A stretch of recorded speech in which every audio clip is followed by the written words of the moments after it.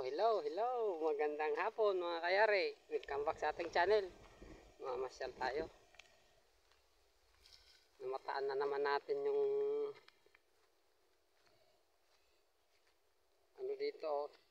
Isang magsasaka na naman. Kung naalala nyo yung nagtatanim sila ng mais na nabidyohan natin. Ayan siya o nagpapatubig. Ito yung mais niya. Ayan o. Nagpatubig na siya.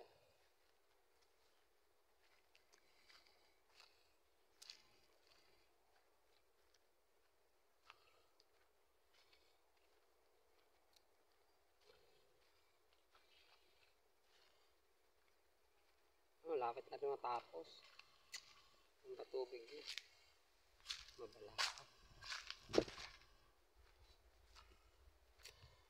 Patapos na! Hanggang bukas pa! Ito naman. Yan ang trabahong tamad do. Tingnan nyo mga kayari. Bumaha na dito. Yung makina niya nandun. Nandun sa tabing ilog. Kung saan lang videohan natin na pinapadaloy lang din niya. May kaparehas din sa kanya doon sa mga previous video natin. Ganito rin nagpapadaloy lang kaya medyo maluwag.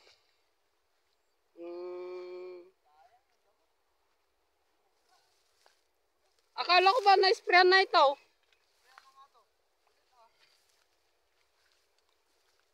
Dapat nang maliliit pa lang na-sprayan na ito. Ayun pala, nagbakasyon pala siya mga kayari sa dun sa lugar nila. Saan ngayon? Cagayan? Kaya medyo napabayaan ito. Tingnan mo yung mga damo, malalaki. Yan o. Na-sprayan na daw ito pero balak na yata niyang sprayan pa ulit kasi tingnan mo. Tingnan mo yung mga damo. Masyadong masikip. Naaabala kasi ang mais pag maraming damo. Tingnan mo. Maganda rin siya magpatubig. Talagang nalulunod ang mais. Ay, nabalahaw na tayo Hilain ko yung chinilas ko. Tingnan mo. Ang ganda ng pagpatubig niya. Pag ganitong pinapadaloy, talagang nalulubog. Nasusubraan sa tubig yung mais. Yan o. Ang dami nga lang damo.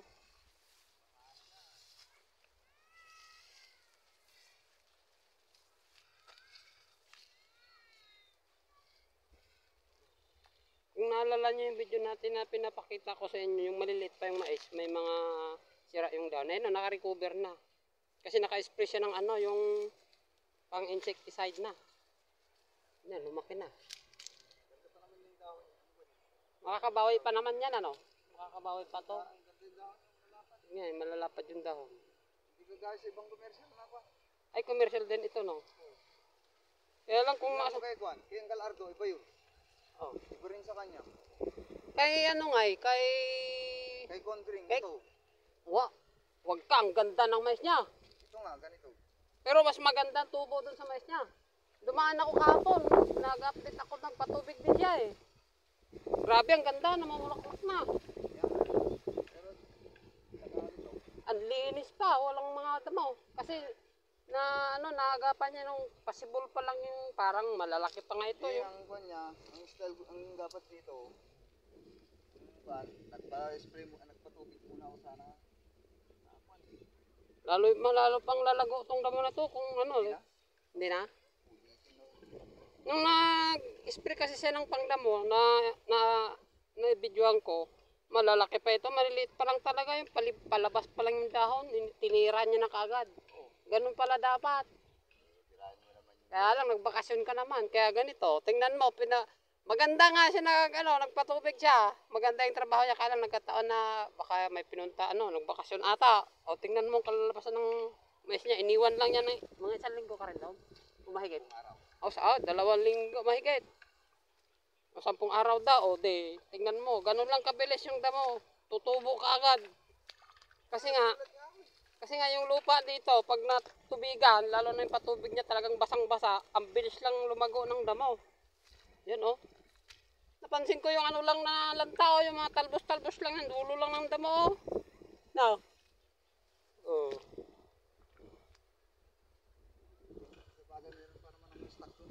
Ay, ulitin daw ko ng mga kayari, mag-spray talaga dahil ito, pagpabayaan niya ito, matatalo pa yung mais nito sa damaw. Lalaki oh. Lalapad pa ng puno ng damo. Oo. Ang ganda pa naman oh, ang ganda ng kulay ng dahon niya na nagkulay green talaga. Tingnan mo mga kayari yung puno ng mais oh, ang lalaki. Yan oh. Ilang araw pa lang to bro? Ay, isang buwan pa lang oh. Tingnan mo, isang buwan pa lang. Ganun na kalalaki. Kaya lang medyo napabayaan dahil sa damo. Ah? 8. Oh. Ang ganda ng, tingnan mo yung dahon ng mais niya. Hindi kagaya dun sa kabila, nung nadaanan natin mga previous video. Parang namutla, naninilaw na hindi ko maintindihan yung dahon. Pero sa kanya, tingnan mo. Dahil ano, sapat sa tubig. Sabaga, hindi na nabibitin sa tubig. Tingnan mo yung mga dahon. Oh, ang ganda oh. Oh. Green na green. Yan. Yung dating may mga sira-sira, unti-unti nang nakarecover. Yung talagang mais, pag nag-alaga ka, hindi mo pwedeng iwan-iwanan.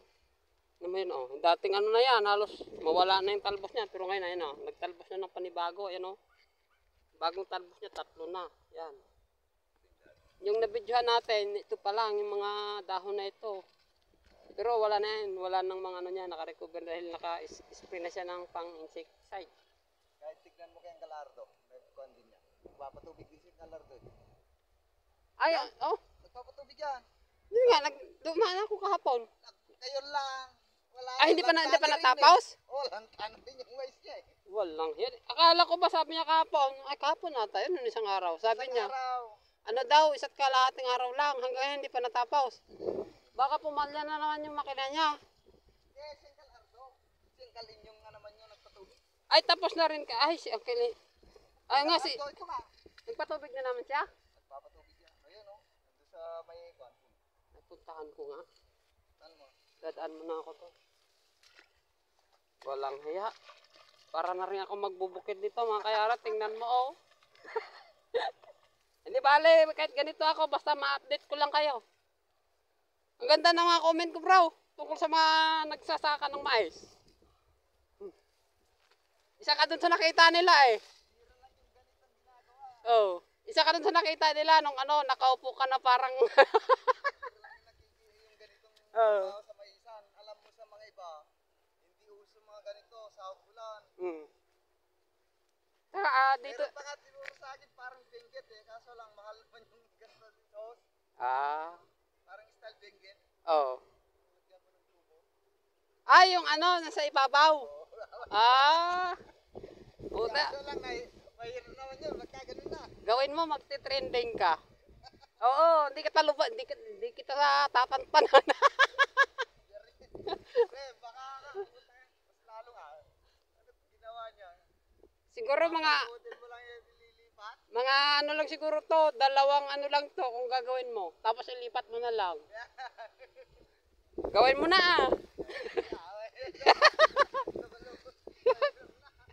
Oh, di ba na para ikaw yung pinakaurahan na Pinoy nakagawang ganon. Puntahan ko man siyang Galardo kung nagpatubig. Kaya rin punta mo tayo sa kabilang sakahan na naman. Mga kakilala naman natin yung mga nagsasaka dito. Ano ng araw oh. Malapit nang mag-sunset.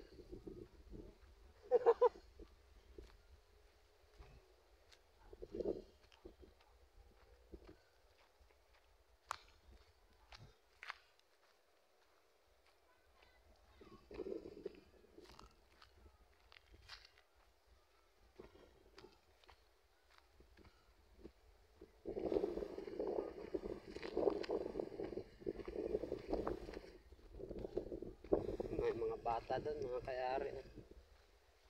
Lalaro siguro yun. Pupunta tayo doon sa kabila. Yun ata, ay yun, tama. Kung naalala nyo yung tatay, ito pala yung sinasaka niya. Hindi naman kasi ako palaging nagkaano kung sino na, minsanan lang naman matataymingan yung ano. parehong busy. Kaya ngayon, ito yata yung sabi niyang pangalawang routine niya.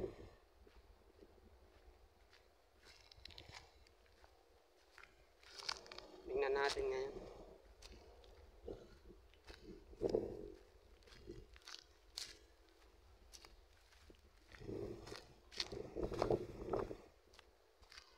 Ay, nagpatubig nga din. Tama ang sabi ni ano. Bibini, nagpatubig din.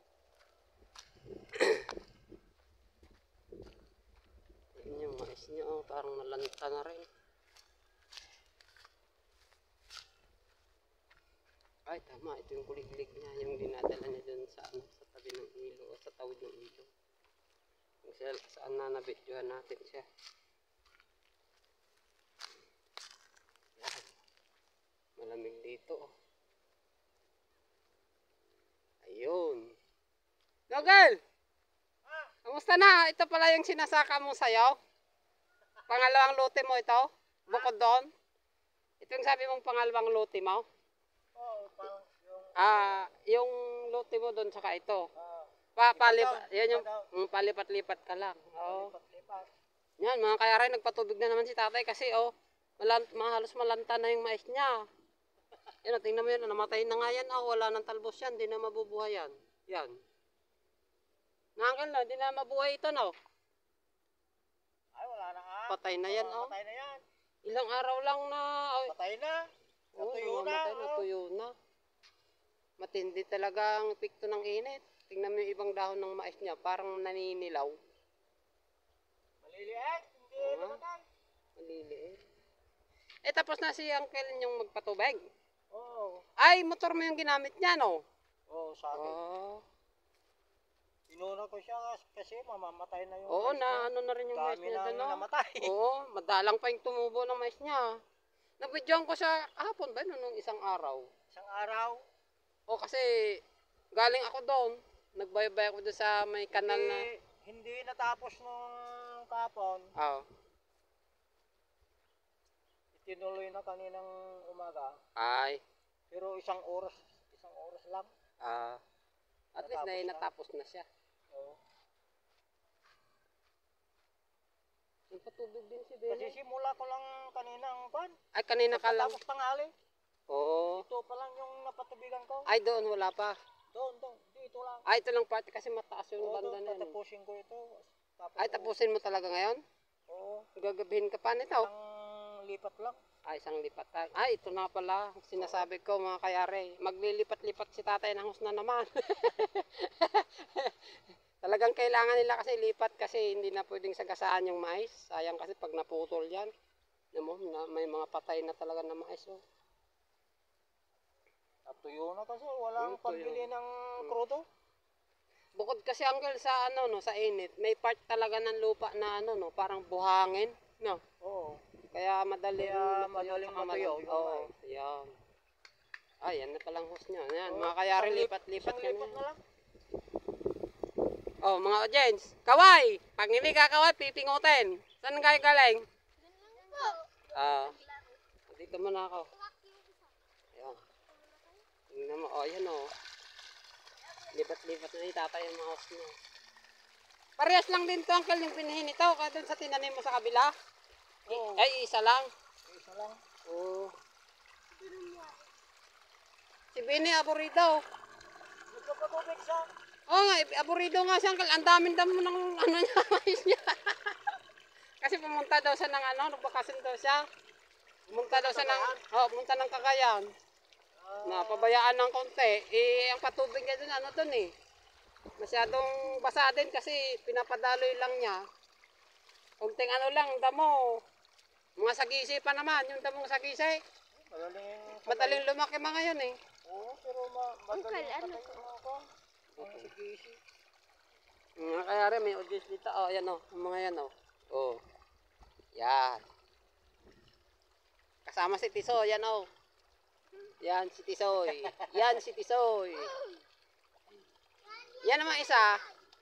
Yan, anak ng Kabagays. Yan, yung naka-red na yan. Ay, si Saysay daw ang pangalan, no? Nag-audience nito. Magsasaka din siguro balang araw ang mga to.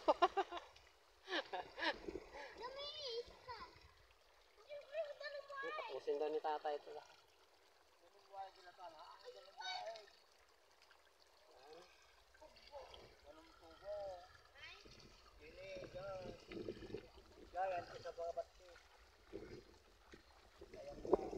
Butit malamig na.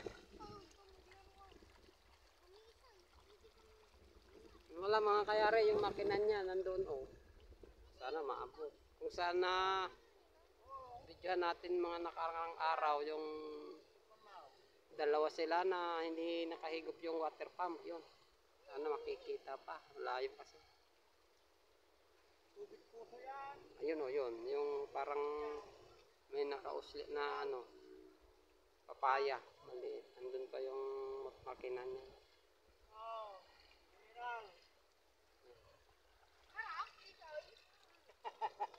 Oy, malinis yan. Galing sa ilalim yan. Hindi yan nawasa. Galing sa tubig puso. Oo, malinis yan.